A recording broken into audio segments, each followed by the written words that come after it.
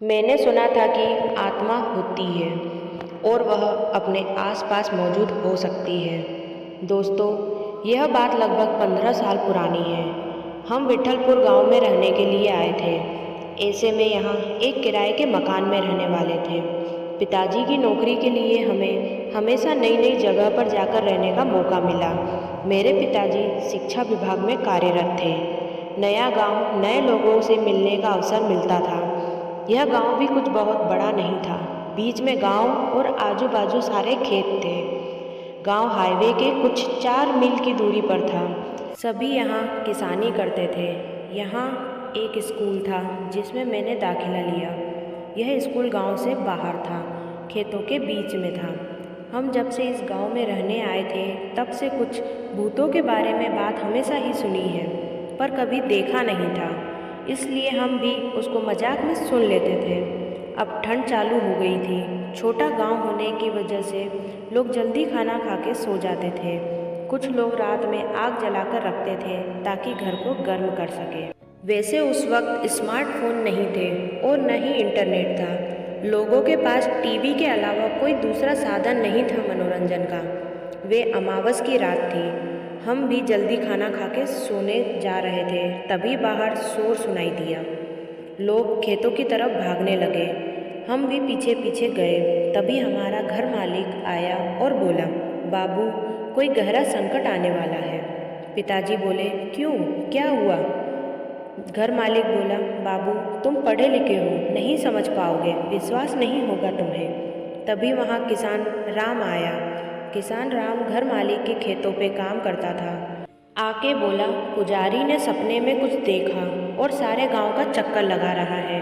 सारे गांव को मंत्र से बांध दिया है। उसने मेरी तो नींद उड़ ही गई थी। क्या ऐसा भी कुछ हो सकता है? मतलब मंत्रों से गांव को बांधना सुनने में भी अजीब लगता है, लेकिन बाहर आकर देखा तो न मानते हुए भी यकीन करना पड़ा।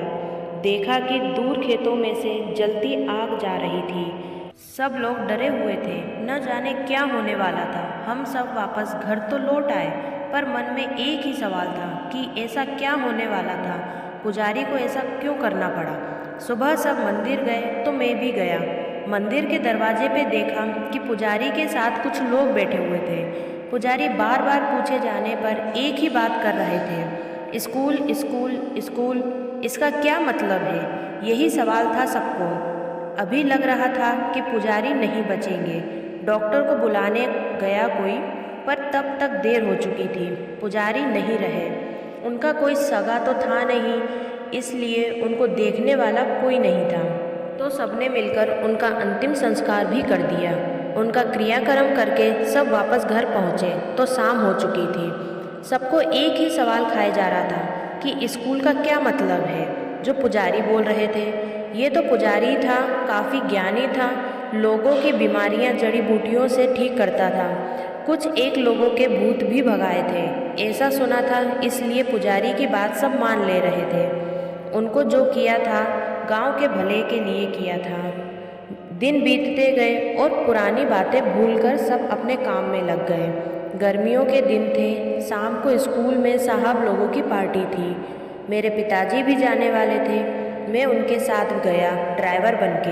हाँ, पिताजी को बाइक चलानी नहीं आती थी, तो कहीं जाना होता तो मुझे साथ ले जाते। रात बहुत हो चुकी थी। हम सब खाना खा के वहाँ से निकले। चलते चलते किसी ने पुजारी की बात छेड़ दी। सब ने उसको हंसी में टाल दिया और खाने की तारीफ करते हुए घरों की ओर चल दिए।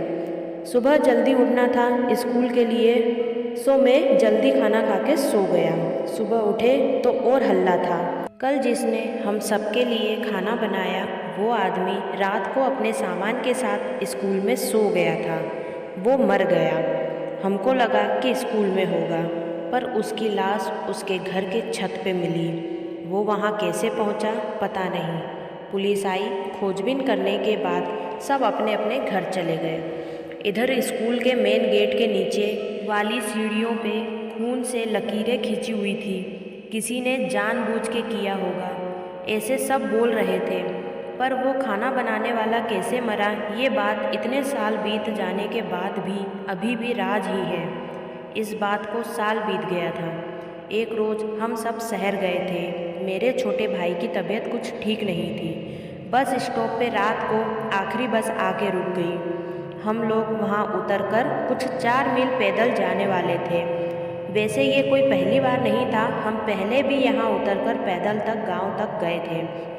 पर आज बारिश हो रही थी, बिजली नहीं थी। यहाँ बिजली जाना बहुत आम बात थी। पिताजी ने छोटी टॉर्च सामने पकड़ के मुझे मेरी माँ को चलने को कहा। हम सब पिताजी के पीछे पीछे चल रहे थे। अमावस की रात थी और मुझे याद है जब पुजारी मरा तो वो भी अमावस की ही रात थी। कहते हैं कि अगर अमावस की रात और रात की कुछ घड़ियों का बहुत गहरा संबंध होता है। इसमें भूत पिशाच बहुत ताकतवर होते हैं, अपनी अधूरी इच्छा को पूर्ण करने और निकल जाते हैं और उनके रास्ते में जो आड़े आता है उनको वो नुकसान पहुंचाते हैं। लेकिन ये सब बातें सुनी सुनाई हैं। मेरी दादी भी ऐसी ही सब कहानियाँ सुनाती थी। तो अंधेरे में रास्ता निकालते निकालते हम आगे बढ़ रहे थे। रास्ता कीचड़ से भरा था, शायद रास्ते का काम चालू था। स्कूल आते ही पिताजी चौंक गए। माँ ने पूछा, क्या हुआ? पिताजी धीरे से बोले, वो देखो, आवाज़ मत करना। देखा कि एक सफ़ेद कपड़े में लिपटी हुई किसी की आत्मा थी। वो ज़मीन के ऊपर जैसे तैर रहा था, पैर नहीं थे उसके। जैसे ही वो हमारे पास आया, उसको देखते ही हम सबके होश उड़ गए। उसका चेहरा इतना भयानक था कि सांसें अटक गई मेरी। माँ पिताजी साथ में थे, इसलिए शायद मैं होश में था, वरना मैं तो मर ही गया होता। लगा कि हम सब अब मरने वाले हैं। पिताजी और माँ भगवान का नाम ले रहे थे। छोटा भाई रो रहा था और मैं भी, कुछ समझ नहीं आ रहा था। हम आगे जाने की कोशिश कर रहे थे कि यहाँ से जैसे तैसे भाग जाएं, पर जा नहीं पा रहे थे। हमको यहाँ किसी ने बांध दिया था। हम सब चीख रहे थे, पर अंधेरे में हमारी सुनने वाला कोई नहीं था। आगे जैसे मौत दिख रही थी। थोड़ी देर में हमारी चीखें भी निकलना बंद हो गई। अचानक सब शांत हो गया और बिजली आ गई। रास्ते की बत्तियां जल चुकी थी। हम सबकी जान में जान आई। शायद भगवान ने हमारी सुन ली थी। वैसे ही वो आत्मा स्कूल के तरफ चली गई। हमने भगवान को शुक्रिया किया और वहाँ से गांव की तरफ चल दिए। गांव में पहुँचते ही सारी हकीकत घर मालिक को बताई। लोग भी जमा हुए थे। शायद हमारी मौत नहीं आई थी, इसलिए हम सब बच गए थे। भूतों के बारे में कोई बताए तो सब अपने आप हंसते थे, यकीन नहीं करता था। वैसे ही हाल आज हमारा था। हम सबको सब कुछ सच बता रहे थे तो कोई हंस रहा था और कोई हम सबको डरपोक कह के मन ही मन मुस्कुरा रहा था। लेकिन जो हमारे साथ हुआ वो हम ही जानते हैं। अगले ही साल मेरे पिताजी का वहाँ से ट्रांसफ़र हुआ, पास के शहर में हो गया। हम सब ने सामान बांधना चालू किया। मेरे सारे पुराने दोस्त मुझे अलविदा कहने आए थे। रोते हुए मैंने भी सबको अलविदा कहा और सामान के साथ भरी गाड़ी में वहाँ से निकल गया। हम सब ने उस स्कूल को आखिरी बार गाड़ी से ही देखा और उस जगह को भी जहाँ हमारे साथ यह घटना हुई। हम सब ने अपनी आँखों से मौत को करीब से देखा था। वो रात हम जब भी याद करते हैं तो रोंगटे खड़े हो जाते हैं। सो दोस्तों, अगर आपको हमारी कहानी पसंद आई हो तो हमारे चैनल को लाइक कीजिए, शेयर कीजिए और सब्सक्राइब कीजिए। Bye bye.